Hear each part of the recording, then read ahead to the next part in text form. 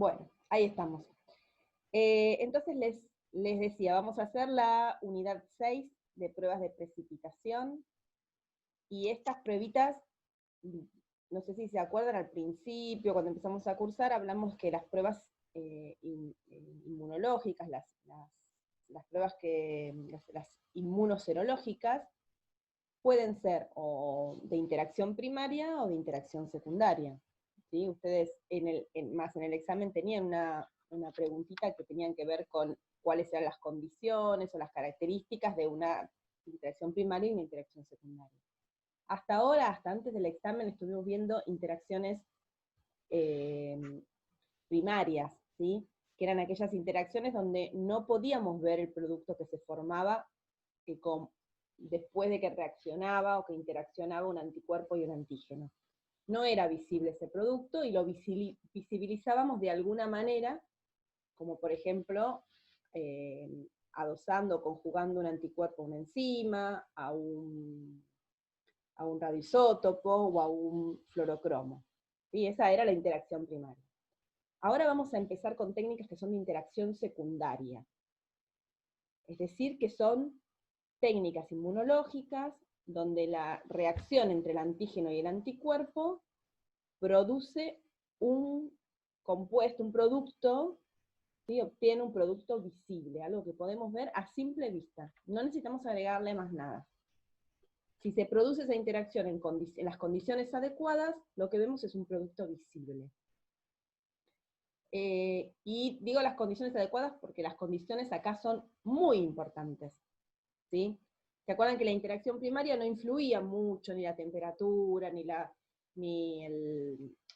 concentración salina, ni el pH? Bueno, acá influyen todas esas condiciones.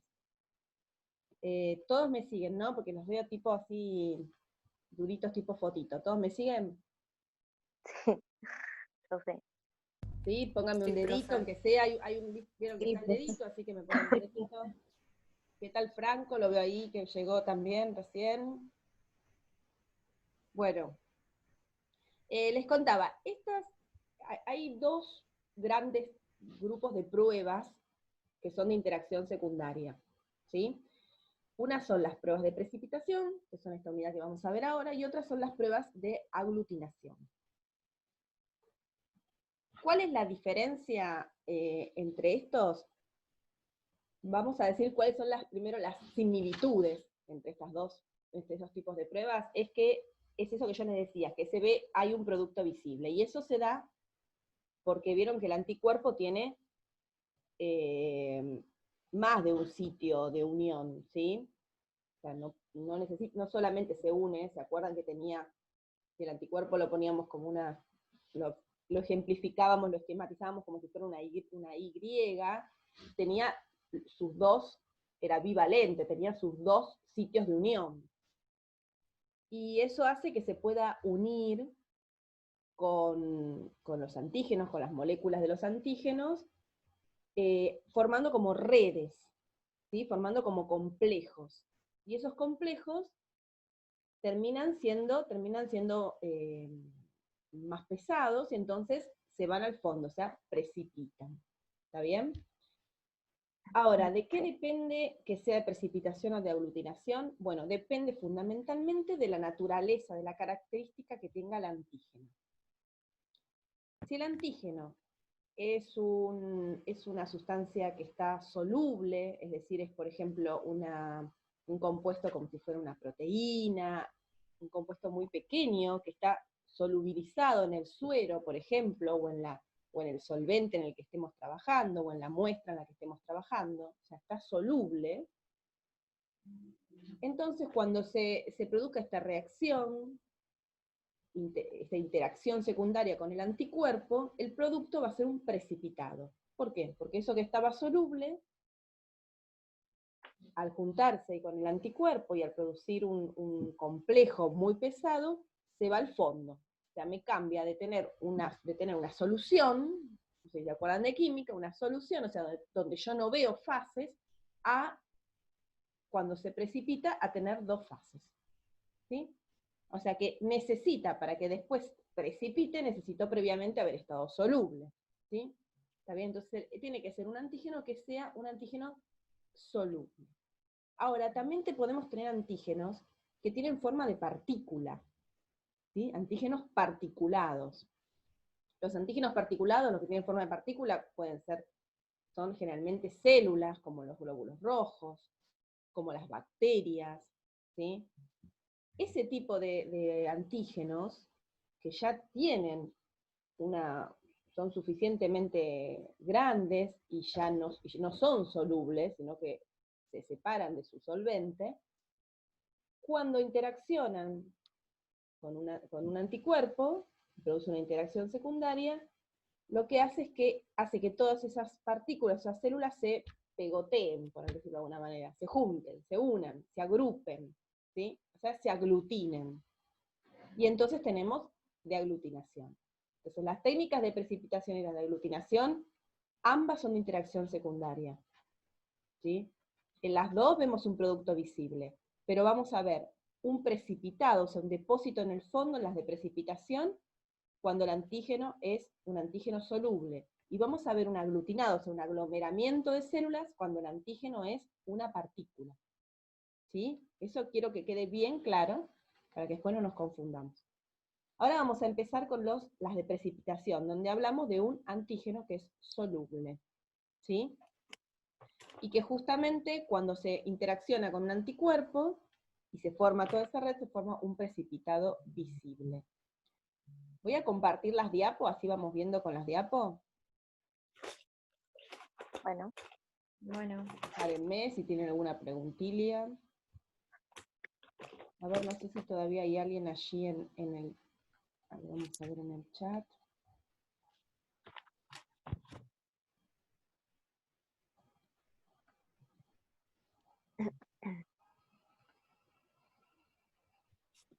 No hay nada, bien.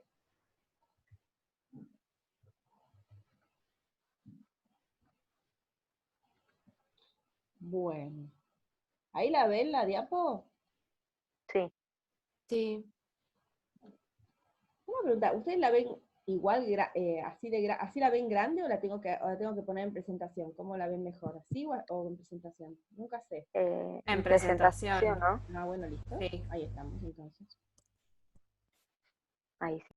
Bueno, acá en esta dice más o menos un poco lo que yo les estaba diciendo, ¿sí? Que justamente este tipo de reacciones de interacción secundaria se dan debido a que el anticuerpo tiene más de un sitio para unirse, ¿sí? Y eso da un producto insoluble. Y entonces, que las pruebas de precipitación necesitan que los antígenos sean solubles, así cuando se produce esta reacción lo que vemos es un precipitado, ¿sí? Pero este precipitado no se va a formar en cualquier circunstancia, sino que se tienen que dar ciertas condiciones, ¿sí? Para que se produzca para que precipite, que puede ser en forma espontánea o después de que hacemos una centrifugación, por ejemplo, para que esto ocurra, la proporción, o sea, la cantidad de antígeno y de anticuerpo que van a interaccionar, tiene que ser adecuada, tiene que ser equivalente. ¿Sí? O sea, tiene que realmente tener la cantidad de antígenos suficientes como para que se unan a todos los sitios del anticuerpo, pero no exageradamente. ¿Sí? No mucho más antígeno, ni mucho más anticuerpo, sino que justo la cantidad que hace que se produzca este equilibrio y entonces se formen estas redes precipitadas. Si las cantidades no son las adecuadas, si hay mucho más antígeno o mucho más anticuerpo, este equilibrio se rompe y entonces no se forman estas redes y nada precipita. Y entonces no veo nada. ¿Sí? A esta zona de equilibrio se le llama zona de equivalencia, que es esto que dice aquí. ¿Sí? Donde digamos, no hay exceso de ninguna de las dos cosas, ni de antígeno ni de anticuerpo, ¿sí? Sino que son equivalentes, entonces me permiten precipitar. Fíjense que aquí, en este grafiquito, creo que se entiende un poquito más. Fíjense lo que se produce acá. A ver, a buscar el punterito. Fíjense aquí en el medio, en este del medio que se ve claramente lo que se produce. Las bolitas son los antígenos, ¿sí? Y fíjense, acá están los esquemas de los anticuerpos, el esquema típico del anticuerpo. Fíjense que están unidos a los dos sitios, tienen unidos, y fíjense cómo van como compartiendo, ¿sí? Acá está este es el antígeno, con cada puntito son los puntos de unión del antígeno, ¿se acuerdan cómo se llamaban? Determinantes, ¿sí? Antigénicos, epitopes, bueno. Fíjense que empiezan a compartir estos anticuerpos y entonces se forma como una red. En esta zona está la misma están concentraciones, equivalentes, no tienen por qué ser iguales, son equivalentes, de antígeno y de anticuerpo. Entonces hace posible que los anticuerpos se unan compartiendo los epitopes de los antígenos formando la red. Si yo tengo poco antígeno, como pasa acá, con respecto a la cantidad de anticuerpos, fíjense que hay anticuerpos que me quedan libres, no se me unen a ningún antígeno. ¿Por qué? Porque todos los está uniendo este. No hay muchos. Entonces no se me produce el precipitado, porque para que se me produzca te tiene que formar esta red. Y fíjense si me voy para el otro lado y tengo poco anticuerpo y mucha cantidad de antígeno. ¿Sí? ¿Qué va a ocurrir? Que cada anticuerpo va a elegir un antígeno, por decirlo de alguna manera, ¿sí? Entonces no se va a formar una red, porque para que se forme una red tienen que compartirse esos antígenos. Tiene que haber poca cantidad de ambos para que puedan compartir y formar una red. O sea que si me voy a mucho antígeno o a mucho anticuerpo, fíjense cómo esta que es la curvita de precipitación, cómo baja, ¿sí? Este gráfico me grafica la cantidad de complejos que se forman de antígeno-anticuerpo en función de la concentración de antígeno. A medida que la concentración de antígeno va creciendo, la cantidad de complejos de antígeno-anticuerpo va cambiando. Cuando tenía poquita concentración de antígeno, tengo también poca concentración de complejos. A medida que va aumentando la cantidad de antígeno, manteniendo los anticuerpos constantes, obviamente, si no, esto no tiene sentido, voy aumentando y llego a un máximo, a un pico de la curvita, cuando la cantidad de antígeno es óptima, es equivalente a la cantidad de anticuerpos. Esta es la zona de equivalencia. Si yo, la que cuando crece y está parejo, digamos. claro, de las esta dos. zona, ahora vamos a ver otro gráfico que se ve también, esta zona donde yo, la máxima, acá la máxima es la concentración óptima.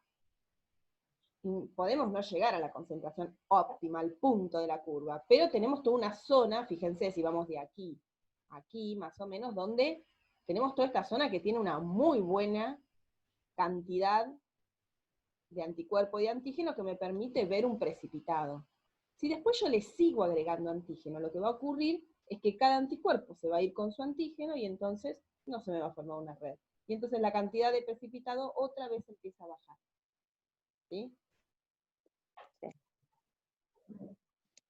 Les decía eso, que para que se forme, necesitamos que se forme esa red. Fíjense acá, este es otro grafiquito que muestra más o menos lo mismo. Aquí muestra, fíjense, les muestra la curvita, le muestra cuándo hay, esto sería, acá sería precipitado y acá sería el sobrenadante, ¿no? ¿Cuál es la zona de acceso de anticuerpo y cuál es la zona de exceso de antígeno? ¿Y cuál es la zona de equivalencia? Y acá les muestra, acá arriba, no sé si los ven, las Y azules estas, o celestes, que muestra cómo se va formando la red. ¿Sí? Fíjense que aquí, cuando tiene muchos anticuerpos, en la zona de exceso de anticuerpos, solamente hay un anticuerpo que se une a un antígeno, los demás quedan acá, en el sobrenadante, ¿ven? Que dice que hay mucha cantidad de anticuerpos en el sobrenadante. Aquí. Se me trabó la... Bueno. Se trabó el puntero. Ahí está. A ver. Ahí lo destrabé. Fíjense que cuando vamos aumentando, los anticuerpos empiezan a unirse y fíjense, ven que empiezan como a compartir antígeno, como aquí, no sé si lo llegan a ver lo que estoy señalando. Sí. Y después ya empiezan, fíjense que empiezan a compartir. Este anticuerpo está como si estuvieran haciendo una ronda. Yo los veo así, Agarrado de la una ronda, ¿ven? Se une a este epitope del antígeno y también a este. Pero este antígeno tiene más epitopes. Entonces del otro epitope se le une el otro anticuerpo, que se une al otro epitope. Y así van haciendo una rondita, ¿sí? Como si estuvieran todos agarrados de la mano, y forman una red. Como si ustedes tuvieran que formar una red con otras personas, se agarrarían todos de la mano, ahí forman la red. Porque claro, no hay parejas para todos, así que hay que bailar de a dos acá. A medida que voy agregando antígeno, ya el antígeno está sobrando, entonces ya pueden, fíjense que se empiezan a desenganchar, porque ya pueden unirse. Fíjense que aquí cada anticuerpo se une a dos epitopes, pero de dos antígenos completamente diferentes. ¿Sí? Entonces cada uno forma una parejita, y entonces el grupo acá, que produce la precipitación, ese aglomerado, esa unión, decae. ¿Sí? O sea que esta es la zona de equivalencia, donde justamente vimos la concentración es óptima, es máxima. ¿Sí? Esto que dice acá prozona es la prezona o prozona, o sea, la anterior a la zona de equivalencia, donde todavía no logré llegar al equilibrio. Entonces nosotros necesitamos tener esta zona de equivalencia. ¿Sí? Normalmente vamos a ver que en las técnicas de precipitación, ustedes van a tener, o sea, les va a decir qué cantidad. Generalmente se deja la cantidad de anticuerpos constante y se va variando la cantidad de antígeno, o al revés, ¿sí? Depende cómo sea la técnica, pero en general eso ya está adecuado. Si ustedes tuvieran que hacer una técnica en el principio, van a tener que adecuar eso, ¿sí? Van a tener que ir probando y haciendo toda esta curva hasta lograr saber en qué concentración necesitan ponerlo para ver un precipitado. Bueno, ¿qué vamos a usar en los métodos de inmunodifusión, digamos, en los métodos de precipitación?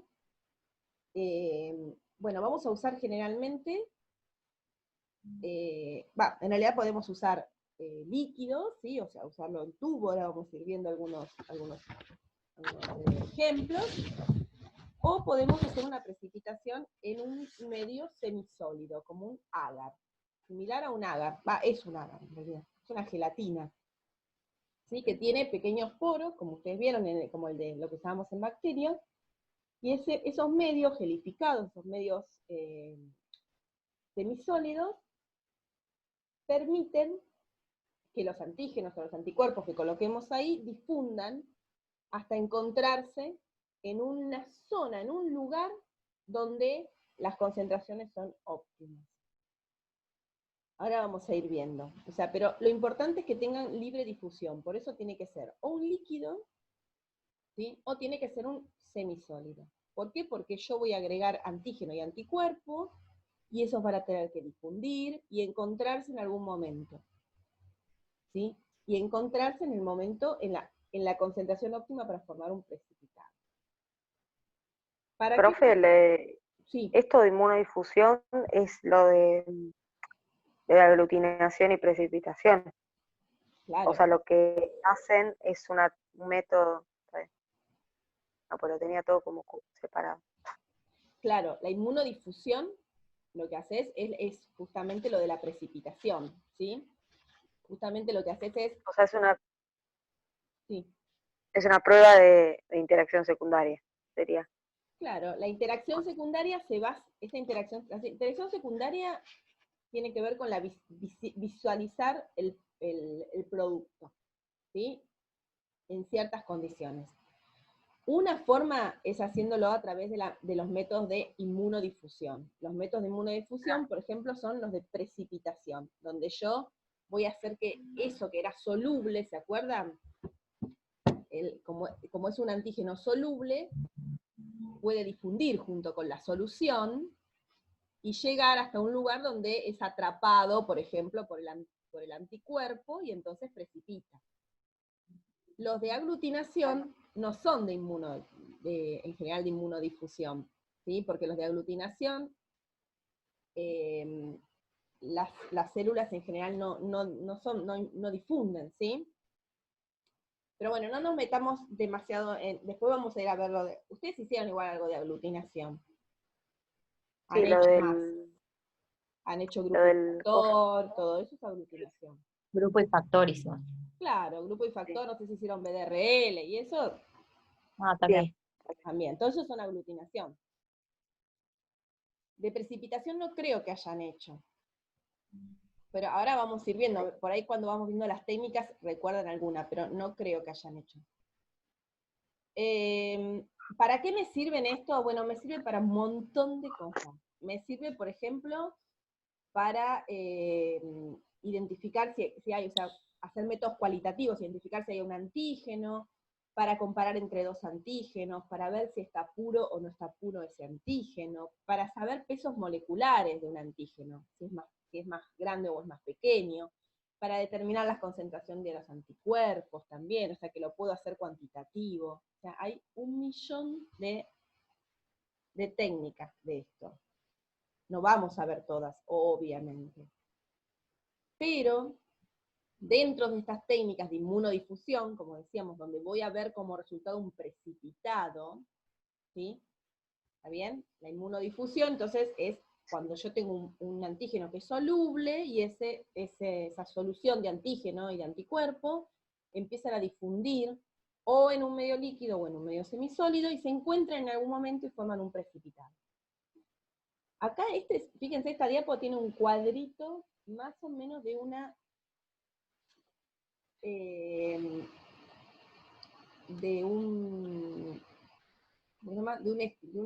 forma de ejemplificar los tipos de inmunodifusión que podemos encontrar. A ver, quiero ver si tenemos...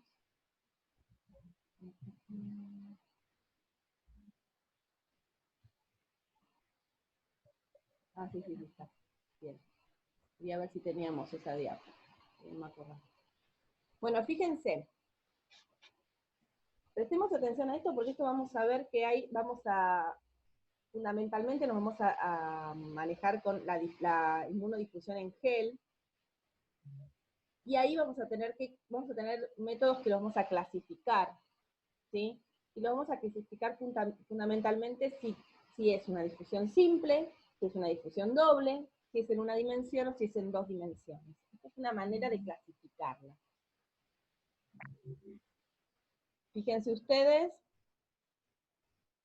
acá yo puedo clasificar una técnica de estas de inmunodifusión o de precipitación como difusión simple. ¿Qué significa que difusión simple? Fíjense que el celeste es el anticuerpo y el rosa es el antígeno.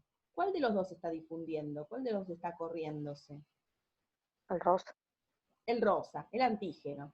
O sea, uno de los dos difunde, por eso se llama difusión simple.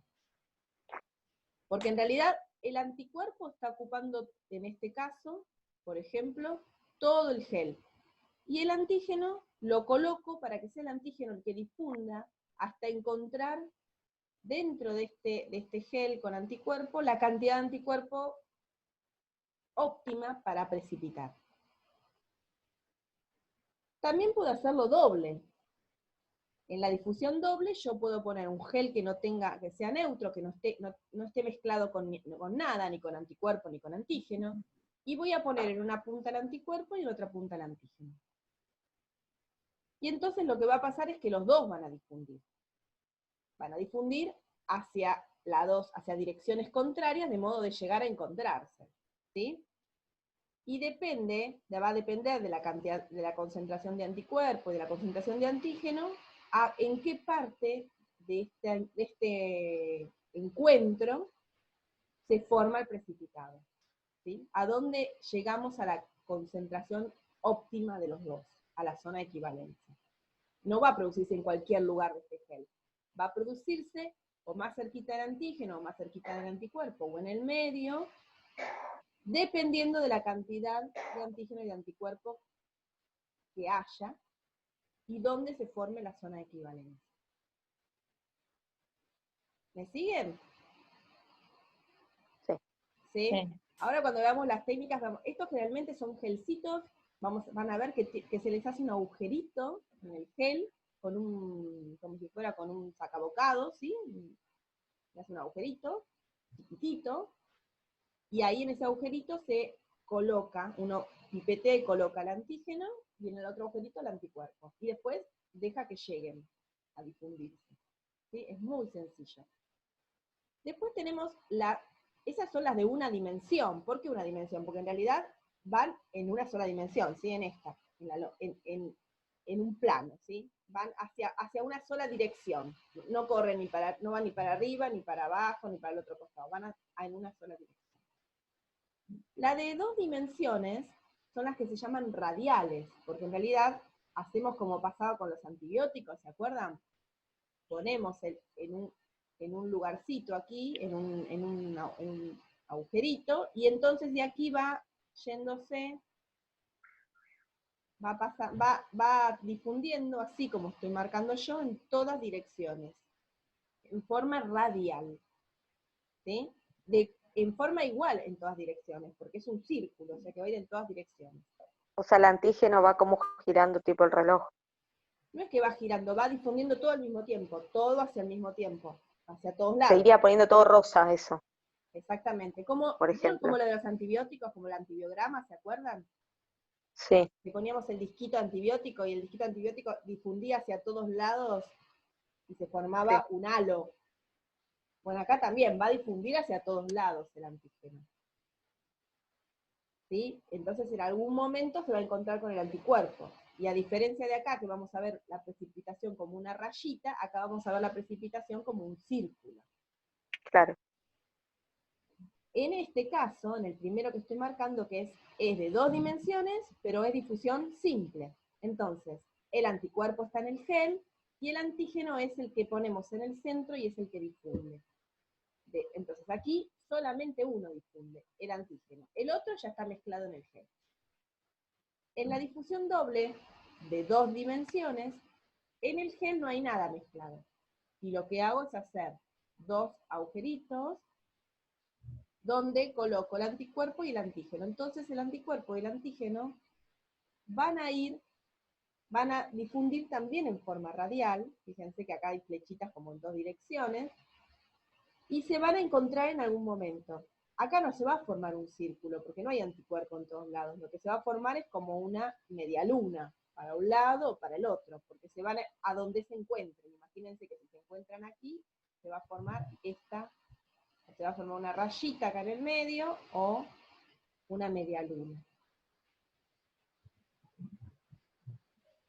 Ahora cuando vayamos viendo las técnicas, creo que lo van a entender más. Pero la idea es que entiendan que esto sí que es una difusión, o sea que yo difundo, un producto soluble se difunde en un medio líquido o en un medio gelificado, hasta encontrarse con el otro reactante, con el anticuerpo, por ejemplo, y formar esos complejos que logran precipitar.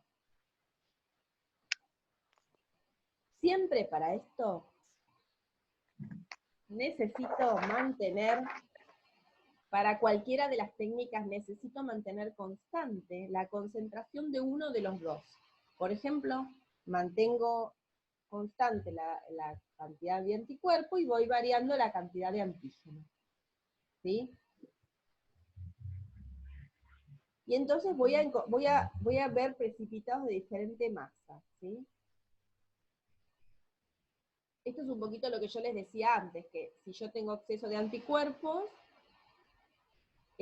o exceso de antígeno, ¿sí? Lo que va a ocurrir es que no logro hacer ese precipitado, ¿sí? Porque si tengo exceso de anticuerpos, la mayoría de los epitopes de los antígenos están interaccionando ya con un anticuerpo, entonces no se me produce, cada uno baila en pareja, baila solo.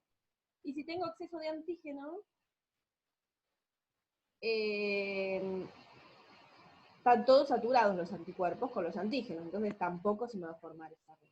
¿Sí? Así que tengo que siempre buscar justamente esa zona de equivalencia. se hincha mucho con la zona de equivalencia, pero es como la clave para poder lograr ver una precipitación. Acá yo tengo que verlo. Si no logro esa zona de equivalencia y no lo veo, puedo decir que no hay antígeno, que no hay anticuerpo, o puedo expresar un resultado que no es correcto, ¿sí? Y simplemente porque no logré llegar a la zona esa de equivalencia. ¿Qué se hace una vez que se forman los precipitados? Bueno, va a depender de cómo lo hagamos, ¿sí? Si podemos hacer una precipitación en fase líquida, estas son las más, digamos, los más simples de los métodos, donde lo que hacemos es